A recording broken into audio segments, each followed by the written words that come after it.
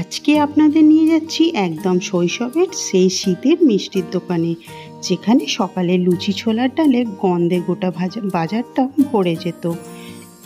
সেই দোকানের মতো ঘন হালকা মিষ্টি ঘিয়ের গন্ধে ভরা ছোলার ডাল আজ বাড়িতেই তৈরি করব।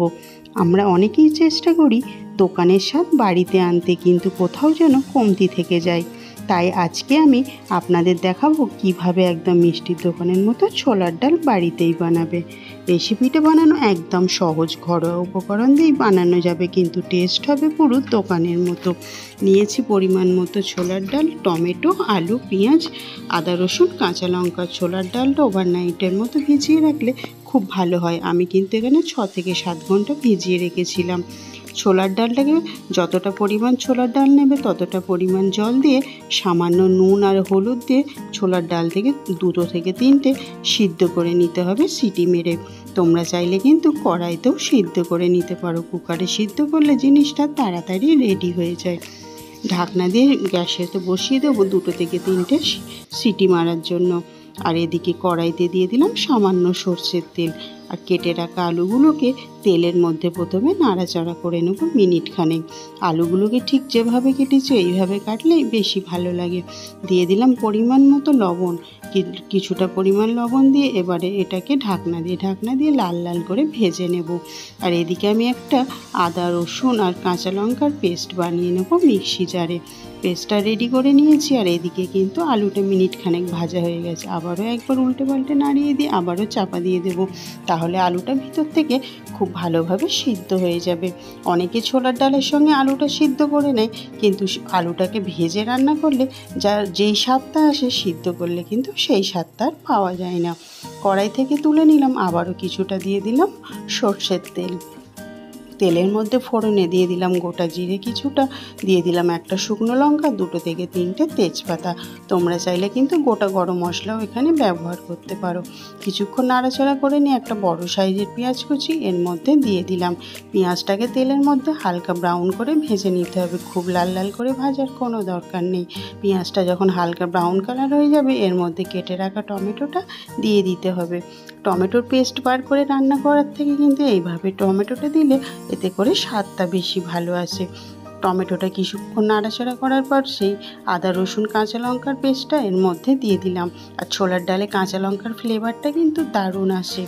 দিয়ে দিলাম কিছুটা পরিমাণে নুন, দিয়ে দিলাম হলুদ গুঁড়ো, আর সঙ্গে দিয়ে দিলাম ধনে গুঁড়ো, আর একটু দিয়ে দিলাম কাশ্মীরি লঙ্কার গুঁড়ো। সমস্ত জিনিস ভালোভাবে মিশিয়ে নিতে হবে মশলাতে। আর এটাকে হালকা জল দিয়ে সুন্দরভাবে কষিয়ে নিতে হবে। 2 থেকে 3 বার জল দিয়ে কিন্তু অনবরত আমি কষিয়ে নিয়েছিলাম। মশলাটা যত সুন্দর কষানো হবে তত কিন্তু খাবারের টেস্টটা যেমন বেড়ে যাবে, তেমনি কিন্তু একটা সুন্দর কালারও চলে আসবে। তাই খেয়াল রাখতে হবে মশলাটা সুন্দরভাবে কষিয়ে নেওয়া। আর টমেটোটাও কিন্তু সুন্দরভাবে গলে গেছে পেঁয়াজের সঙ্গে। এই পর্যায়ে দিয়ে দিতে হবে ভেজে রাখা আলুটা মশলার মধ্যে দিয়ে মিনিট 2 খুব ভালোভাবে কষিয়ে নিতে হবে। আলুটা ভাজার সময়তেই কিন্তু 50% মতো সিদ্ধ হয়ে গিয়েছিল। আর ডালটা তো আমি আগে থেকেই সিদ্ধ করে নিয়েছিলাম। আর এর মশলার মধ্যে এবার আলু আর ছোলার ডালটা বেশ কিছুক্ষণ ধরে উল্টে পাল্টে মশলার সঙ্গে কষিয়ে নিতে হবে একটা সুন্দর রং আসা পর্যন্ত। তারপরে এখানে এবারে আস্তে আস্তে দিয়ে দেবো জল। আমি এখানে নর্মাল জলই ব্যবহার করেছি, যেহেতু ছোলার ডালটা সিদ্ধ করা। আর তোমরা চাইলে কিন্তু এখানে গরম জলও ব্যবহার করতে পারো। ব্যাস, আর রান্না কিন্তু আর খুব বেশি সময় লাগবে না। এবার ঢাকনা দিয়ে মিনিট 2-3 মতো এটাকে ফুটিয়ে নিতে হবে।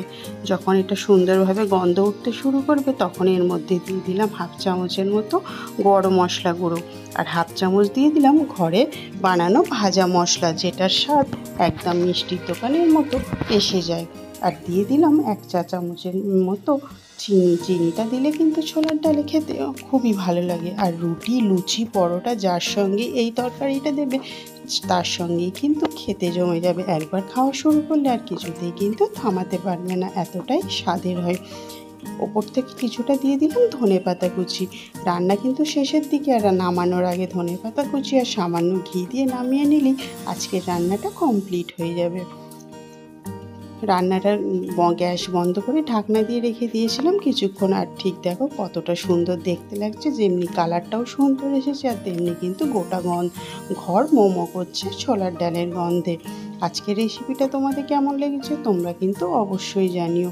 আর এই ছোলার ডালের তরকারিটা শীতের সন্ধ্যায় রুটির সঙ্গে বা গরম গরম পরোটা বা লুচির সঙ্গে খেতে অসাধারণ লাগে। ভিডিওটা ভালো লাগলে তোমরা কিন্তু অবশ্যই লাইক কমেন্ট শেয়ার করে দিও।